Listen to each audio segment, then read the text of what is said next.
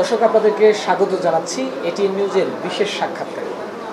আজকে আমাদের সাথে অতিথি হিসাবে রয়েছেন বাংলাদেশ খেলাফত মজলিসের মহাসচিব মাওলানা মামুনুল হক। কথা বলবো তার সাথে, জানবো সমসাময়িক রাজনীতি এবং নানা বিষয় নিয়ে। আসসালামু আলাইকুম, কেমন আছেন? ওয়ালাইকুম আসসালাম ওয়া রাহমাতুল্লাহ। অনেক চড়াই উতরাই পার করে আপনারা সফল হয়েছেন, কেমন অনুভূতি আসলে? অনেক বড় একটা সাফল্যের যে সুখানুভূতি আমরা সেটা অনুভব করছি।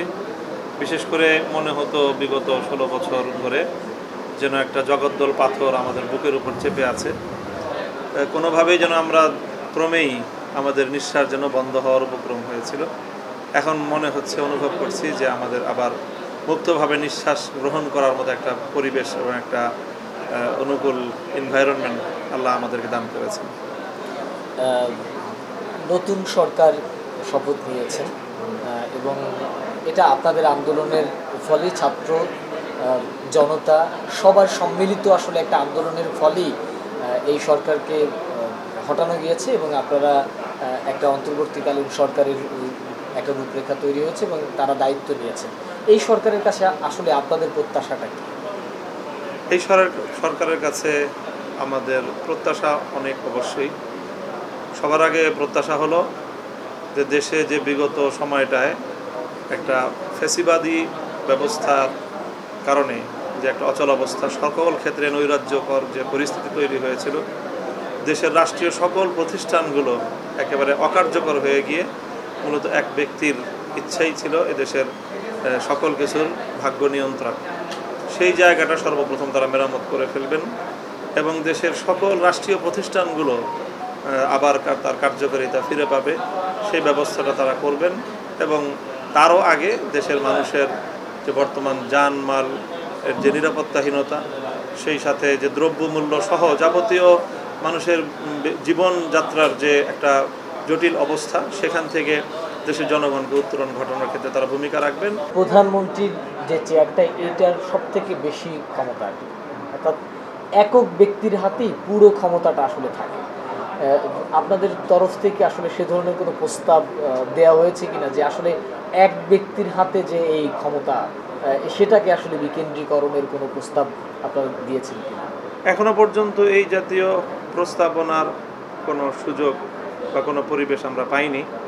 তবে অবশ্যই আমাদের পক্ষ থেকে এই ধরনের একটা চাহিদা এবং এই ধরনের একটা দাবি বর্তমান অন্তর্বর্তীকালীন সরকারের প্রতি থাকবে, যেন ক্ষমতার বিকেন্দ্রীকরণটা করা হয়, ক্ষমতার মধ্যে যেন একটা ভারসাম্য তৈরি হয়। যেভাবে রাষ্ট্রীয় সকল প্রতিষ্ঠানগুলোকে এক ব্যক্তি কুক্ষিগত করে ফেলেছিল, সকল ক্ষমতা এক জায়গায় কেন্দ্রীভূত হয়েছিল, সেই অবস্থার যেন অবশ্যই অবসান ঘটে। এর জন্য রাষ্ট্রের বড় বড় গুরুত্বপূর্ণ যে জায়গাগুলো, বিচার বিভাগ, তারপরে প্রেসিডেন্টের যে, রাষ্ট্রপতির যে পদ, প্রধানমন্ত্রীর যে পদ, এই বিভাগগুলোর মধ্যে যেন একটা সুন্দর সমন্বয় তৈরি করে ক্ষমতাকে যেন একটা ভারসাম্যপূর্ণভাবে বিকেন্দ্রীকরণ করা হয়। মতামত প্রকাশ করতে পারছিল না, তখন মামুনুল হক একটা আওয়াজ তুলেছিল এবং সারা দেশ মামুনুল হকের সেই আওয়াজের দিকে তাকিয়েছিল। কিন্তু তখনই আসলে একটা অপ্রীতিকর ঘটনা এবং আপনাকে বন্দি করা হলো, নানাভাবে নির্যাতন করা হলো। আপনি এখন যে আমরা ডিবি অফিসের আয়নাঘর দেখতে পাচ্ছি বা আরও অনেক আয়নাঘর থেকে অনেকে বেরিয়ে আসছে, আসলে আপনার উপরে যে এই যে নির্যাতন, সেই নির্যাতনের যদি একটু, আসলে এটা তো অনেক বিস্তর একটা ব্যাপার, কিন্তু যদি সংক্ষেপে আসলে একটু বলতেন আপনার উপরে যে, এখন তো আপনার স্বাধীনতা আছে, আপনার তো কথা বলাবার, এখন আপনি একটা স্বাধীন দেশে আছেন, এরকম একটা, এখন তো আসলে বলতে পারেন না। আমাদের উপরে আসলে যেই নির্যাতনটা হয়েছে, এটা প্রচলিত অন্য সকল নির্যাতন থেকে একটু ডিফারেন্ট টাইপের যেটা হয়েছে। এবারে তাদের ফ্যাসিবাদের যে মূল লক্ষ্য ছিল, সেটা হলো বাংলাদেশের আলেম সমাজের চরিত্র হনন করা, জাতির সামনে তাদেরকে হেয় প্রতিপন্ন করা, আমাদের কথাগুলোর উপর যে মানুষ একটা আস্থা রাখে, বিশ্বাস রাখে, সেই জায়গাটায় ফাটল ধরানো এবং মানুষের বিশ্বাসের ভিতটাকে ধ্বংস করে দেওয়া। এটা ছিল আমাদের উপর সবচেয়ে বড় যে টর্চারটা, মানসিক মেন্টাল টর্চারের মাধ্যমে আমাদের একেবারে সম্পূর্ণ মানসিকভাবে বিপর্যস্ত করে তোলা। এটাই ছিল সরকারের আমাদের উপর বিশেষভাবে তাদের টার্গেট। সেই সঙ্গে দীর্ঘ কারা নির্যাতনের মাধ্যমেও একটা মানসিকভাবে আমাদেরকে দুর্বল করে দেওয়াটা ছিল তাদের বড় টর্চার এবং বড় নির্যাতন। তো আলহামদুলিল্লাহ আল্লাহ পাকের অশেষ মেহেরবানি, এদেশের মানুষ আমাদেরকে সাহস জুগিয়েছে। আমি এই দীর্ঘ 3টা বছরে একেবারে গ্রেফতারের পর যে রিমান্ড নির্যাতন ছিল, প্রায় 40 দিনের মতো আমাকে রিমান্ডে রাখা হয়েছে এবং রিমান্ডেও আমাকে দীর্ঘ একটা সময় সম্পূর্ণ একা রাখা হয়েছে। আমার সাথে কারো দেখা সাক্ষাৎ, কোনো ধরনের যোগাযোগ, অন্য বন্দীদেরও যোগাযোগের কোনো সুযোগ ছিল না। আমাকে সম্পূর্ণ একা একটা জায়গায় আবদ্ধ করে রাখা হতো। তো এইভাবে মানসিকভাবে সকল দিক থেকে আমাকে পর্যুদস্ত করে একটা ভীত সন্ত্রস্ত মানুষ, আত্মকেন্দ্রিকতায় যেন আমি চলে আসি, এরকম একটা আয়োজন তাদের ছিল। তো আলহামদুলিল্লাহ আমি সেই সময় থেকেই যখনই মানুষের সম্মুখীন, মানুষের সামনাসামনি হওয়ার কোনো সুযোগ হয়েছে, কোর্টে নিয়েছে, কোর্ট থেকে কারাগারে নিয়েছে, এই সময়টায় মানুষের কাছাকাছি মানুষ আমাকে দেখতে পেরেছে। তো সেই সময় মানুষের যে একটা উচ্ছ্বাস, মানুষের যে আমার প্রতি একটা সমর্থন, মানুষের যে আমাকে একটা সাহস প্রদান, এই ব্যাপারটা অভূতপূর্ব ছিল। আল্লাহ পাক রব্বুল আলামিন মানুষের অন্তরের মধ্যে সেই ভালোবাসা এবং সেই আস্থা তৈরি করে দিয়েছিলেন বলেই মানুষ, সর্বশ্রেণীর মানুষ, এমনকি সরকার দলীয় অনেক লোকজনও তারা সরকারের নির্যাতন এবং জুলুমটাকে তারা ভালো চোখে দেখেনি এবং বহু মানুষ এই কারণে সরকার দলকে, আওয়ামী লীগকে, ফ্যাসিবাদী দলকে তারা ত্যাগ করেছে। এমন অনেক অসংখ্য ঘটনা আমাদের জানা আছে।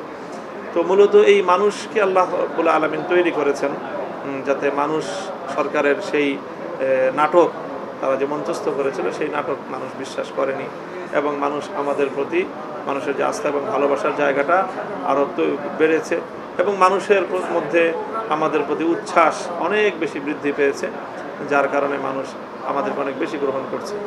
তো মূলত আমাদের প্রতি যে নির্যাতনটা ছিল সেটা সম্পূর্ণ ডিফারেন্ট টাইপের এবং অনেক ভয়াবহ। অন্য যে কোনো নির্যাতন থেকে এই আমাদের নির্যাতনটা অনেকভাবে মানসিকভাবে আমাদেরকে বিকলাঙ্গ করে দেওয়ার, বিপর্যস্ত করে দেওয়ার আয়োজন ছিল। আল্লাহ আমাদেরকে রক্ষা করেছে। আচ্ছা, আপনি কি এই সময়টায় কোনো ট্রমাটাইজের মতো, কারণ এটা তো আসলে একটা মানুষের জীবনে এই ধরনের একটা ব্লেম কিন্তু খুবই তাকে মানসিকভাবে একদমই ভেঙে দেওয়ার মতো। তো আসলে এই সময়টা আপনি কীরকম আসলে কাটিয়েছেন? এই সময়টার যে ভয়াবহতা সেটা আসলে আমি ভাষায় ব্যক্ত করতে পারবো না। শুধু এতটুকু বলি যে আমি যখন শরীর মানে নিজের ব্যক্তির শারীরিক সুস্থতার প্রয়োজন মানুষকে ঘুমাতে হয়, ঘুমটা হলো মানুষের জন্য অনেক বড় এই বিষয়, মানুষের স্বাস্থ্য সুরক্ষার জন্য। তো ঘুমিয়ে পড়লেও আমার কাছে সবসময় অনুভব হতো ঘুমের মধ্যেও যেন আমার বুকের উপর একটা অনেক ভারী একটা পাথর যেন চেপে আছে। যখনই ঘুম ভাঙতো, সকালে হোক রাতের বেলায় হোক, দীর্ঘ কোনো ঘুম হতো না, 1 ঘন্টা 1.5 ঘন্টা সর্বোচ্চ একসাথে ঘুম হতো, আবার ঘুমাতাম। এই ঘুম থেকে জাগ্রত হলেই মনে হতো রাজ্যের সকল বোঝাগুলো যেন একটা পাহাড় যেন আমার বুকের উপর চেপে আছে। এরকম একটা ট্রমার মধ্যেই আমার পূর্ণ সময়টাই কেটেছে, একেবারে শুরু থেকে শেষ পর্যন্ত 3টা বছর এই নির্যাতন এবং এই মানসিক যন্ত্রণার কল্পনা করলেও আজও আমার গা শিউরে ওঠে এবং আল্লাহর দরবারে শুকরিয়া আদায়, সেজদা বন্ধ। পারিবারিক সাপোর্টটা আসলে কিরকম পেয়েছে? হ্যাঁ, আলহামদুলিল্লাহ আমার এই ক্ষেত্রে আমার পরিবার আমাকে অভূতপূর্ব সহযোগিতা তারা করেছে, আমার পাশে দাঁড়িয়েছে, আমাকে সাহস জুগিয়েছে। আমার ফুল ফ্যামিলি, আমার পূর্ণ পরিবার, আমার সন্তানরা, আমার স্ত্রী, আমার বোনেরা, আমার ভাইয়েরা, আমার বোনরা, আমাদের পরিবারটা রক্ষণশীল পরিবার। তারা কখনোই এই আদালত পাড়া, কোর্ট কাচারি, তারপরে এই জেলখানা ইত্যাদি এগুলোতে যে অভ্যস্ত না, কিন্তু এই সময়টাতে আমার সেই সকল পর্দানসীন আমার স্ত্রী, আমার বোনেরা, তারা ঘন্টার পর ঘন্টা সেখানে গিয়ে দাঁড়িয়ে থাকতো আর আমাকে সাহস জোগাতো।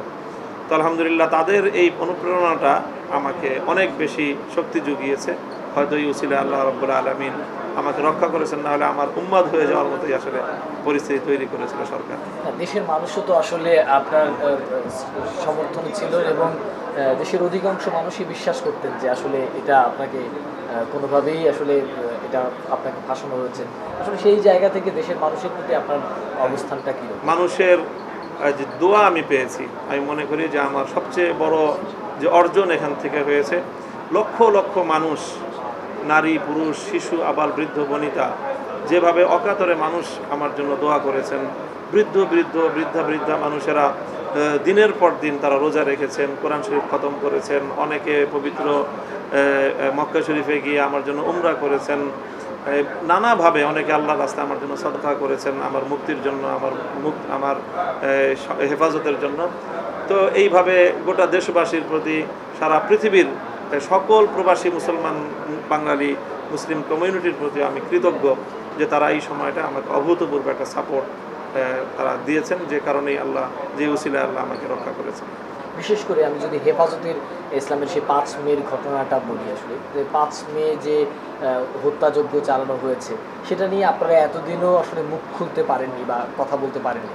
এমনকি 5 মে আসলে কত মানুষ মারা গিয়েছে সেই হিসেবটাও আসলে আমাদের জাতির সামনে স্পষ্ট না। এখন আসলে এই বিষয়টা আপনারা জাতির সামনে স্পষ্ট করবেন কিনা, এবং সামনে এই ঘটনায় যারা জড়িত ছিল বা দোষী ছিল তাদের বিরুদ্ধে মামলা করবেন কিনা, ক্ষতিগ্রস্ত পরিবারগুলো আসলে কোনো মামলার উদ্যোগ নেবে কিনা? হ্যাঁ, আপনি যথার্থই বলেছেন যে আসলে বাংলা আলেম সমাজের উপর, ইসলামী জনতার উপর যে নির্যাতনটা শুধু বাংলাদেশের ইতিহাস না, আমি বলবো যে বাংলাদেশ পূর্ববর্তী যে পাকিস্তানের ইতিহাস, পাকিস্তানের পূর্ববর্তী যে ব্রিটিশ আমল, সেই ব্রিটিশ আমলে 1857 সালের যে সিপাহী জনতার বিদ্রোহ, সিপাহী বিদ্রোহ ব্যর্থ হওয়ার পরে সেই সময়ে সারা ভারত উপমহাদেশ জুড়ে যে আলেম সমাজের উপর যে জুলুম নির্যাতনের স্টিম রোলার পরিচালিত হয়েছিল, তারপরে ব্রিটিশ আমলে, পাকিস্তানের স্বৈরশাহী পাকিস্তানি আমলে, বাংলাদেশের কোনো আমলেও এই ধরনের ধারে কাছেও ইসলামী জনতার উপর, আলেম সমাজের উপর নির্যাতনের দৃষ্টান্ত আমরা খুঁজে পাই না। এই সরকার যেটা করেছে 2013 সালের 5ই মে শাপলা চত্বরে যে গণহত্যা পরিচালিত হয়েছে, যে ভীতিকর পরিবেশ তৈরি করে সেখানে তাহাজ্জুদরত ঘুমন্ত মানুষদেরকে, আলেম সমাজকে, ইমামদেরকে, মাদ্রাসার ছাত্রদেরকে যেভাবে নির্মমভাবে হত্যা করা হয়েছে, আমি সচক্ষে তার প্রত্যক্ষদর্শী আমি। তো সেখানে এভাবে তারা হত্যা করেছে। সেই হত্যাকাণ্ডের যথাযথ কোনো প্রক্রিয়া আমরা অবলম্বন করতে পারিনি, তার বিচারের কোনো মামলা আমরা পর্যন্ত দায়ের করতে পারিনি। আমার এমন ঘটনাও আমার জানা আছে যে নিহত হয়েছে আমাদের এক ভাই, সে নিহত হওয়ার পরে তার স্ত্রী এবং তার পরিবারকে থানা পুলিশ জোর করে ধরে নিয়ে গিয়ে আমাদের বিরুদ্ধে বা হেফাজতের নেতৃবৃন্দের বিরুদ্ধে মামলা দায়ের করার জন্য তাকে চাপ দিয়েছে, বাধ্য করেছে। এমনকি সেই যখন চাপাচাপি করেছে তখন সেই মহিলা, বিধবা মহিলা, সদ্য তার স্বামী ইন্তেকাল করেছেন, শহীদ হয়েছেন, তখন তার কি অবস্থা মানসিক, সে এই মানসিক নির্যাতনের উপর তাকে যখন থানা পুলিশ আবার নতুন চাপ নির্যাতন শুরু করলো, তখন সে ফেরারি জীবনযাপন করতে হয়েছে তাকে, কারণ সে নিরপরাধ আলেম সমাজের বিরুদ্ধে সে মামলা করবে না। এখন এই মামলা যে করবে না, এই মামলার বাদী হওয়া থেকে আত্মরক্ষার জন্য তাকে ভিন্ন জায়গায় ফেরারি জীবন তাকে যাপন করতে হয়েছে। এই ছিল তাদের নির্যাতনের ধরনটা। কাজেই আমরা সেই সময়ে কোনো প্রতিবিধানের করতে পারিনি। হেফাজতের কাছে অনেক নিহত ব্যক্তিদের প্রমাণ রয়েছে, তার তালিকা এবং তার যাবতীয় তথ্য আমাদের কাছে রয়েছে, তবে পূর্ণাঙ্গ তথ্য নেই। এই জন্য নেই যে আসলে অনেক মানুষ বিভিন্ন জায়গায় বিচ্ছিন্নভাবে শহীদ হয়েছে। এই চলতি যেই সর্বশেষ যে বৈষম্য বিরোধী আন্দোলনে অনেক ছাত্র জনতা শাহাদাত বরণ করেছে, কিন্তু তাদের অনেকের লাশ গুম করে ফেলা হয়েছে, যার কারণে সঠিক পরিসংখ্যান কখনোই এটাকে একেবারে পরিপূর্ণভাবে বের করে আনাটা সহজ হবে না।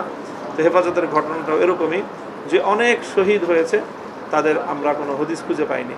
তো সেই বিষয়গুলো এখন একটা নিরাপদ পরিবেশ তৈরি হওয়ার কারণে আরও জাস্টিফাই করে আমরা হয়তো একটা পূর্ণাঙ্গ বা অন্তত পূর্ণাঙ্গের কাছাকাছি একটা তালিকা হয়তো আমরা হেফাজতের পক্ষ থেকে আমরা জাতির সামনে উপস্থাপন করার প্রয়াস পাব, এবং সেই সঙ্গে শহীদ পরিবারদের মাধ্যমে এবং হেফাজত ইসলামের উদ্যোগে আমরা এই হত্যাকাণ্ডের জন্য মামলা দায়ের করে আইনি প্রক্রিয়ার মাধ্যমে সেই হত্যাকারী ফ্যাসিবাদী সরকার এবং তার দোসর প্রশাসনের হত্যাকারীদের বিরুদ্ধে আমরা বিচার বিভাগীয় আইনি প্রক্রিয়ার মাধ্যমে তাদেরকে বিচারের সম্মুখীন করতে পারবো বলে আমরা আশা করি। হেফাজত ইসলামের 5 মে কি ঘটেছিল আসলে, সেদিন কি হয়েছিল যে রাতের বেলা আসলে তাদের নিরস্ত্র ঘুমন্ত মানুষদের উপরে হত্যাকাণ্ড চালাতে হবে?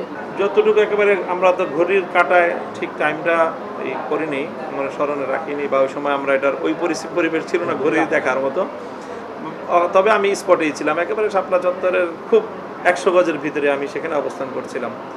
তো আমরা লক্ষ্য করলাম আনুমানিক ঠিক ফজরের সময়ের ঘন্টা দেড় ঘন্টা আগে হবে, এবং ওই সময়টায় খুব সম্ভবত রাত তিনটার দিকে হবে।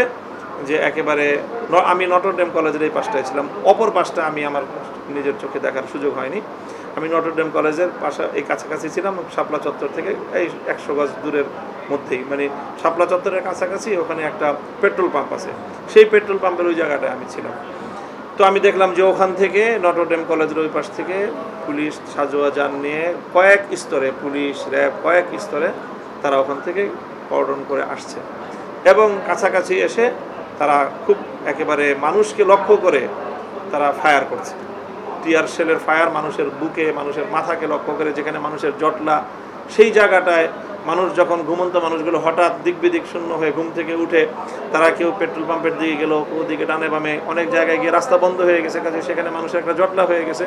ঠিক সেই জটলার মধ্যে খুব কাছ থেকে, এই সর্বোচ্চ 20 থেকে 25 গজ দূর থেকে পুলিশ সেখানে তাক করে তাদেরকে ফায়ার করলো। সেটা হয়তো গুলির ফায়ারও হবে, বন্দুকের ফায়ার, অথবা টিয়ার শেল ডাইরেক্ট তাদেরকে। এত কাছ থেকে যদি বন্দুকের টিয়ার শেল জায়গায় গিয়ে একজন মানুষের মাথায় পড়ে, বুকে পড়ে, সে মানুষটা বেঁচে থাকার কথা না, এই জন্য অনেক রক্তপাত হয়েছে। তো এইভাবে প্রায় আধা ঘন্টা খানিক তারা অব্যাহতভাবে এই গোলাগুলি চালালো, আর বিকট আওয়াজে শব্দ, মানুষ দিক বিদিক শূন্য হয়ে চলে যাচ্ছিল। তো যখন আমি একটা আড়ালে ছিলাম, তো যার কারণে আমার ওই জায়গাটায় সরাসরি কোনো গুলি আসেনি, তবে এই টিয়ার শেলের যে গ্যাস দম বন্ধ পরিস্থিতি তৈরি হলো, যখন গ্যাস এই অপারেশন বন্ধ হয়ে গেল, তখন অবশ্য তারা একটা অবকাশ দিয়েছে, যারা বিভিন্ন এইসব জায়গায়, সেফ জায়গায়, কিছুটা নিরাপদ জায়গায় থাকার সুযোগ পেয়েছে, তাদেরকে এলাকা ত্যাগ করার একটা সুযোগ দিয়েছে। সেই সুযোগে তখন আমি সহ আরও অনেক মানুষ আমাদের, তখন আমরা কমলাপুরের ওই পাশ দিয়ে আমরা তখন বের হয়ে আসার সুযোগ পেলাম, এবং তখনও অনেক মানুষ আহত, ক্ষত বিক্ষত, রক্তাক্ত অবস্থায় রাস্তার উপরে পড়ে থাকতে দেখেছি। প্রধানমন্ত্রী, আমি বলার ভাষা নেই যে শহীদের রক্তের সঙ্গে এর চেয়ে নির্মম উপহাস আর যে হতে পারে। সারা পৃথিবী দেখেছে, প্রত্যক্ষ অসংখ্য অগণিত দৃষ্টান্ত রয়েছে এবং এর প্রমাণ রয়েছে। এমন একটি জলজন্ত প্রামাণ্য বিষয়কে একজন দেশে, একটি রাষ্ট্রের সর্বোচ্চ নির্বাহী ক্ষমতার অধিকারী প্রধানমন্ত্রী হয়ে সংসদের মতো জায়গায় দাঁড়িয়ে এমন মিথ্যাচার করতে পারে, এটা আসলে জাতির সঙ্গে এর চেয়ে নির্মম পরিহাস আর কিছুই হতে পারে। আমরা বিভিন্ন বইতে বা বিভিন্নভাবে পড়েছি যে অহংকার পতনের মূল, এটা একদম শুরু থেকে আমার মনে হয় যে আসলে একজন সরকার প্রধান তার আরও বেশি অহংকার মুক্ত হওয়া উচিত ছিল, এবং তিনি আসলে হয়তোবা সেই জায়গায় এত বেশি অহংকারের মধ্যে চলে যাওয়ার কারণেই আসলে তাকে এরকম নির্মমভাবে, কারণ শেখ হাসিনার এরকম পতন হবে এটা আমার মনে হয় যে আপনিও কল্পনা করেননি, কারণ আপনিও, আমরা যতটুকু জানি যে এই আন্দোলন শুরু হওয়ার পর থেকেও কিন্তু আসলে আপনারা ওই রকমভাবে রাজপথে ছিলেন না, কিন্তু আপনারা শেষের দিকে আপনি সাংগঠনিকভাবেও বিবৃতি দিয়েছেন, ছাত্রদের পক্ষে আছেন। তো আসলে আপনারা ভেবেছেন যে এরকম এই সরকারের পতন এরকমভাবে ছাত্রদের দ্বারা হয়ে যাবে? আসলে আমার দীর্ঘদিন ধরে একটা আত্মবিশ্বাস ছিল, কোরআনে পাকের একটা আয়াত রয়েছে, ফাতাহুমুল্লাহু মিন হাইসু লাম ইয়াহতাসিবু, যে যখন অত্যাচারীরা তারা তাদের পতনের সকল ছিদ্র পথগুলো বন্ধ করে দেয়, তারা মনে করে যে আমার আর কোনোখান থেকেই আমার পতনের কোনো কারণ ঘটার কোনো সম্ভাবনা নেই। তো ঠিক সেই সময়ই আল্লাহ এমন এক জায়গা থেকে তাদেরকে অ্যাটাক করেন যেইখান থেকে তাদের উপর আক্রমণ আসার কোনো কল্পনাও তারা করেনি। মূলত সে আল্লাহ পাকের চিরন্তন সেই ঘোষণাটি এখানে বাস্তবায়িত হয়েছে। তো আর এই যে আন্দোলন যেটা হয়েছে, এই আন্দোলনের শুরু থেকে আমরা ছিলাম না, ব্যাপারটা আসলে ঠিক এভাবে নয়। আমরা আসলে লক্ষ্য করছিলাম যে ছাত্র নেতৃত্ব যারা আন্দোলনটা পরিচালনা করছে, তাদের একটা মানসিকতা যেটা ছিল, আমরা সেটাকে খুব ফলো করেছি। তারা চাইছিল না যে ছাত্র জনতা ছাড়া অন্য কোনো ব্যানার এখানে সামনে আসুক, তারা চাইছিল না, এবং তারা বারবার এটাকে সামনে আনছিল যেন এটাকে ভিন্ন কোনো ভিন্ন কোনো দিকে ডাইভার্ট বা অন্য কোনো কালারিং যেন না করা যায়, এই ব্যাপারে তারা খুব সোচ্চার ছিল। তো আমার কাছে মনে হয়েছে বিষয়টি খুবই যৌক্তিক। কাজে সেই সময় আমরা যদি অন্য কোনো ব্যানার নিয়ে মাঠে তাদের সপক্ষে, তাদের সমর্থনে মাঠে নামতাম, তাহলে হয়তো ভিন্ন কোনো রং দেওয়ার সুযোগটা পেয়ে যেত স্বৈরাচারী। তবে আমাদের ছাত্র জনতা ব্যাপকভাবে, আমাদের নির্দেশনায় ব্যাপকভাবে আমাদের ছাত্ররা মাঠে ময়দানে প্রতিটি স্তরে, প্রতিটি জায়গায় তারা আন্দোলনের শুরু থেকে ভূমিকা পালন করেছে। এবং তার একটা আপনি সমীক্ষা পেয়ে যাবেন এখান থেকে, যদি শহীদদের যে তালিকা যা গণমাধ্যমে এসেছে প্রায় 5 শতাধিক শহীদ, এর মধ্যে আপনি একটা উল্লেখযোগ্য সংখ্যক পাবেন যারা প্রত্যক্ষভাবে হেফাজতে ইসলাম, বাংলাদেশের কওমি মাদ্রাসা, আলেম সমাজ এবং ছাত্রদের মধ্য থেকে, একেবারে প্রত্যক্ষ আমাদের ছাত্রদের মধ্য থেকে বহু শহীদ হওয়ার ঘটনাগুলি ঘটেছে। প্রায় ইতিমধ্যে তার বিভিন্ন যে পরিসংখ্যান আসছে তাতে আমরা দেখছি যে 70 সংখ্যা, যেটা প্রত্যক্ষভাবে আমাদের সাথে সম্পৃক্ত। এত বিপুল পরিমাণ যে শাহাদাতের ঘটনাটা, এটা তো আমাদের ওই পরিমাণ অংশগ্রহণ না হলে হতো না। তো কাজেই ব্যাপারটা আসলে আমরা শেষ সময় পর্যন্তই, কিন্তু একেবারে চূড়ান্ত সময়েও তারা তাদের ঘোষণা ছিল, ছাত্রদের শহীদ মিনার থেকেও ছাত্ররা ঘোষণা করেছে যে এই আন্দোলনে যেন কোনো রাজনৈতিক বা কোনো দলীয় ব্যানার এসে যেন এটার সঙ্গে সংযুক্ত না হতে পারে, সংযুক্ত হলে আমরা প্রতিরোধ করব, এই ধরনের ঘোষণাও তাদের ছিল। আমরা সেই ঘোষণাটাকে শ্রদ্ধা জানিয়েছি এবং এটাকে যৌক্তিক ঘোষণা মনে করেই আমরা জনতার কাতারে থেকেই তাদের এই আন্দোলনকে আমরা সহযোগিতা করেছি। এখন আপনারা কি ভাবছেন? আপনারা সামনে যেহেতু এই সরকারকে আপনারা বলছেন যে নির্বাচনের একটা আয়োজন তারা হয়তো বা খুব শীঘ্রই, তাদের জন্য যতদিন প্রয়োজন, 2 বছর হোক 3 বছর হোক, তারপরে তারা একটা নির্বাচনের দিকে যাবে, সেক্ষেত্রে আসলে আপনাদের প্রস্তুতিটা কীরকম? আমাদের প্রস্তুতি খুব অনেক বেশি প্রস্তুতি আছে, সেটা আমি বলবো না, কারণ এই দীর্ঘ এই সময়টায় আসলে রাজপথে কাজ করা, রাজনৈতিক কার্যক্রম পরিচালনা করাটা আমাদের জন্য সবচেয়ে বেশি কঠিন ছিল। কারণ আমরা যে লেবাস পোশাক এবং আমাদের যে পরিচয় ধর্মীয় রাজনীতির, আমরা যে সেখানে আমাদেরকে মাঠে দেখলেই আমাদের উপর একটা বাড়তি একটা চাপ এবং নির্যাতন আমাদের উপর পরিচালিত হয়েছে, যার কারণে আমরা মাঠে ময়দানে সেভাবে সোচ্চার এবং সরব থাকতে পারিনি। এখন একটা অনুকূল পরিবেশ তৈরি হয়েছে এবং ইনশাল্লাহ আমরা ইতিমধ্যে উদ্যোগ নিয়েছি যে ইসলামিক অঙ্গনে যেন আমরা একটা ঐক্যের প্ল্যাটফর্ম তৈরি করতে পারি, সমমনা সবগুলো রাজনৈতিক দল যেন আমরা এক কাতারে আসতে পারি এবং এরপরে আরও বৃহত্তর পরিসরের একটা ঐক্য গড়ে তুলে আগামী নির্বাচনে যেন আমরা ইসলামপন্থীদের পক্ষ থেকে একটি অভিন্ন ব্যালট যেন আমরা ব্যালট বক্স যেন মানুষের সামনে দিতে পারি। সেক্ষেত্রে মানুষ আশা করি যে ইসলামপন্থীদের জন্য তারা তাদের সমর্থনটা ব্যক্ত করবে। আপনি যেহেতু বলছিলেন যে ঐক্যের কথা, আমরা ইসলামী আন্দোলন বাংলাদেশেও ঠিক একই কথা বলছে যে তারা ইসলামিক একটি ঐক্যের প্রচেষ্টা করছে। সেই ক্ষেত্রে আসলে আপনারা খেলাফত মজলিস, হেফাজতে ইসলাম কিংবা ইসলামী আন্দোলন কিংবা আরও যারা সমমনার যে ইসলামিক জোটগুলো রয়েছে, তারা একটা সম্মিলিত একটা উদ্যোগ নিতে চাচ্ছেন। সেক্ষেত্রে আসলে জামায়াতে ইসলাম কি আপনাদের সাথে সম্পৃক্ত হওয়ার কোনো সম্ভাবনা আছে কিনা, বা তাদের সাথে আসলে ঐক্যের যাওয়ার আপনাদের কোনো পরিকল্পনা আছে কিনা? আমাদের বিষয়টা হলো যে আমরা আসলে চিন্তাগত দিক থেকে কিছু আমরা দল আছে যেগুলো অনেক বেশি ঘনিষ্ঠ, যেই দলগুলো আমরা প্রায় সবই হেফাজতভুক্ত। হেফাজত যদি অরাজনৈতিক একটা সংগঠন, কিন্তু অনেকগুলো রাজনৈতিক দলের নেতৃবৃন্দ হেফাজতে ইসলামের মধ্যে তারা দায়িত্বে রয়েছেন। তো এই দলগুলো কিন্তু আমরা অনেক কাছাকাছি চিন্তার দিক থেকে।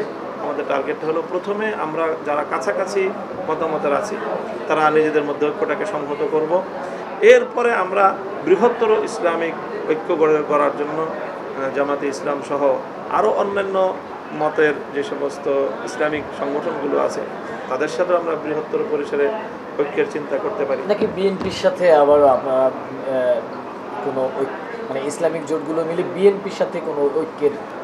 বিএনপির সাথে এই মুহূর্তে সেই ধরনের ঐক্যের চিন্তা আমরা করছি না, তবে যদি নির্বাচনকে কাছাকাছি রেখে যেন নেগোসিয়েশন বা কোনো সমন্বয় বা আসনের প্রশ্নে, বিভিন্ন নির্বাচনী বা সমঝোতার প্রশ্নে হয়তো শেষ মুহূর্তে যে কোনো কিছুই হতে পারে।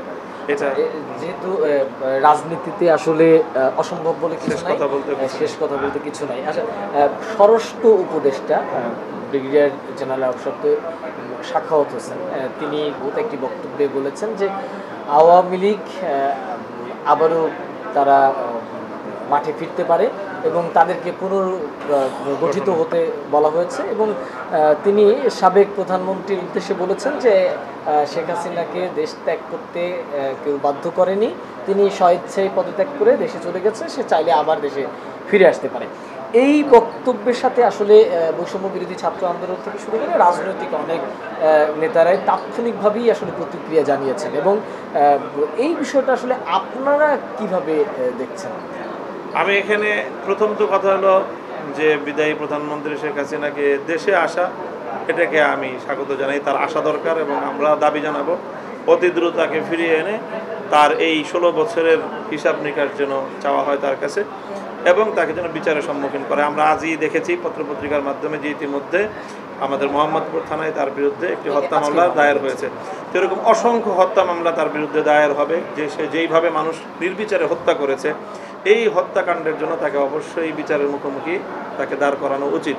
কাজেই সেই ক্ষেত্রে তাকে বিচারের মুখোমুখি দাঁড় করাতে হলে তার দেশে আসাটা জরুরি, কাজেই সেটার জন্য ব্যবস্থা গ্রহণ করা হয়। বাকি যে কথা ব্রিগেডিয়ার এম সাখাওয়াত হোসেন সাহেব বলেছেন যে আওয়ামী লীগকে সংগঠিত হওয়ার যে আহ্বান তিনি জানিয়েছেন, আমি বলবো এটাকে আমাদের এই দেশের জনতা কোনোভাবেই গ্রহণ করবে না যে এমন একটি ফ্যাসিবাদী দল তাদেরকে এখনই আবার সংগঠিত হওয়ার জন্য আহ্বান জানানো হবে। তারা তাদের যেই অপরাধ এবং তারা অন্যায় অবিচার যেগুলো তারা করেছে তার দায় শোধ না করে তারা আবার এদেশের মানুষের মুখোমুখি হবে, এটা আমি মনে করি সেই মুখও তাদের থাকার কথা না এবং সেই সুযোগ দেওয়ার কোনো অবকাশ নেই। আগে তাদের বিচার করতে হবে, বিচার করে এই দলের কত ভাগ মানুষ তারা নিরপরাধ আছে আর কারা অপরাধী, তাই মনে করি নেতৃত্ব পর্যায়ের কোনো ব্যক্তি এখানে অপরাধ মুক্ত নাই। তারা প্রত্যেকে প্রত্যক্ষভাবে মানুষের উপর টর্চার করার দায়ী হবে এবং তার হাজারো প্রমাণ মানুষের হাতে হাতে বিদ্যমান যে কে কাকে কখন কিভাবে তারা হেলমেট পরে হাতুড়ি নিয়ে ছাত্র জনতার উপর, আলেম সমাজের উপর, মানুষের উপর, শাপলা চত্বরের ঘটনায় এই অঞ্চলের আওয়ামী লীগের, যুবলীগের সশস্ত্র ক্যাডারদের এই প্রত্যক্ষ যে মানে তাদের যেই সশস্ত্র প্রদর্শনী ছিল সেটা তো স্তম্ভিত হয়ে যাওয়ার মতো। সেই সকল তৃণমূল থেকে নিয়ে একেবারে শীর্ষ পর্যায় পর্যন্ত আওয়ামী লীগের, যুবলীগের, তাদের অঙ্গ সংগঠনের সকল নেতারা তারা বিচারের সম্মুখীন হবে। অনেক আলেমরা কারাগারে রয়েছেন, তাদের বিরুদ্ধে অসংখ্য মামলা আছে, তাদের মুক্তির ব্যাপারে আপনারা কোনো ধরনের আলোচনা করবেন কিনা? এবং আপনাদেরও অনেক নেতাদেরও বিরুদ্ধে অনেক মামলা আছে, আপনারা অনেকেই এখনও কারাগারে কারামুক্ত হতে পারেননি। তো সেক্ষেত্রে আসলে আপনারা কি ধরনের পদক্ষেপ নিতে যাচ্ছেন? আমাদের বিশেষ করে 2013 সাল এবং 2021 সালে, বিশেষ করে 2016 সালেও বেশ কিছু প্রায় 200-250 মামলা শুধু হেফাজতে ইসলামের দায়িত্বশীল নেতাকর্মী এবং হেফাজতভুক্ত সংগঠনগুলোর নেতাকর্মীদের বিরুদ্ধে দায়ের হয়েছে। সেই সকল মামলাগুলো যেন প্রত্যাহার করা হয় যৌক্তিক কারণেই ইতিমধ্যেই, এবং এই সমস্ত কোনো মামলারই আসলে কোনো প্রমাণ নেই, ভ্যালুলেস এই সকল মামলাগুলো, আইনি যার কোনোই ভিত্তি নেই। সেই মামলাগুলো প্রত্যাহারের জন্য আমরা ইতিমধ্যে প্রশাসনের সাথে এবং সরকারের দায়িত্বশীলদের সাথে ইতিমধ্যে যোগাযোগ শুরু করেছি। এর বাইরেও আরও বিপুল পরিমাণ ধর্মপ্রাণ মানুষ যাদেরকে বিভিন্ন বিচ্ছিন্ন জায়গা থেকে তুলে নিয়ে গিয়ে তাদের নামে জঙ্গিবাদের মিথ্যা অভিযোগে মামলা দায়ের করা হয়েছে, অনেক থেকে গুম করে রাখা হয়েছে, মাসের পর মাস, কাউকে বছরের পর বছর গুম করে আয়না ঘর এই সেই নানা ধরনের মানুষের উপর নিপীড়নের নিবর্তনমূলক অনেক ব্যবস্থা তারা তৈরি করেছিল। তো আমি এই সবগুলো বিষয়ে, এক তো যেই সকল মামলাগুলো দায়ের হয়েছে সেই সকল মামলাগুলো প্রত্যাহার, সেই সাথে এরকম ব্যক্তি পর্যায়ে যাদেরকে তুলে নিয়ে গিয়ে নাটক মঞ্চস্থ করে জঙ্গিবাদের নাটক সাজিয়ে তাদেরকে গ্রেফতার করা হয়েছে, সেই জায়গায় যারা নিরপরাধ রয়েছে একটি নিরপেক্ষ তদন্তের মাধ্যমে নির্দোষ ব্যক্তিদেরকে অতি দ্রুত তাদেরকে মুক্তি দেওয়ার এবং সেই সকল ভুয়া মামলাগুলো যাচাই বাছাই করে সেগুলো প্রত্যাহার করার জন্য আমরা দাবি জানাবো। যার যার জায়গা থেকে সকল রাজনৈতিক সংগঠনগুলো তাদের দলীয়ভাবে এবং সামগ্রিকভাবে প্রশাসনের সকল লোকদেরকেও বলবো যে কোনো নির্দিষ্ট সরকারের আজ্ঞাবাহী যেন তারা না হয়ে যায়, তারা রাষ্ট্র এবং জনগণের সেবক হিসেবে যেন তারা ভূমিকা পালন করতে পারে, তাহলে ইনশাল্লাহ আমাদের সেই কাঙ্ক্ষিত দেশ এবং জাতি গঠন করা সম্ভব হবে। সেই আহ্বানে আমি জাতির প্রতি রাখছি। ধন্যবাদ এটিএন নিউজকে সময় দেওয়ার জন্য। দর্শক, ধন্যবাদ আপনাদেরকেও এতক্ষণ আমাদের সাথে থাকার জন্য।